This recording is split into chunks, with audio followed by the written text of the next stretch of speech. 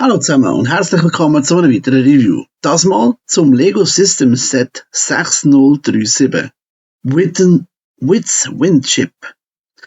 Es ist ein historisches Sammelstück aus dem Jahr 1997 und leider seit 1999 nicht mehr erhältlich.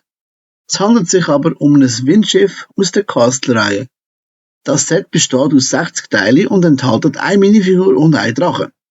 Die Beschreibung vom Set auf 12 Seiten hilft euch natürlich dann, das Windschiff zusammenzubauen.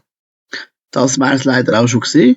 Darum hoffe ich, dass euch das gefallen hat und ihr uns ein Like oder einen Kommentar da lasst. Uns abonniert, damit ihr keine weiteren Videos verpasst. Und wir würden uns natürlich auch freuen, wenn ihr noch ein Video schaut und noch ein bisschen auf unserem Kanal bleibt. Und sonst sehen wir uns nächstes Mal wieder. Ciao zusammen!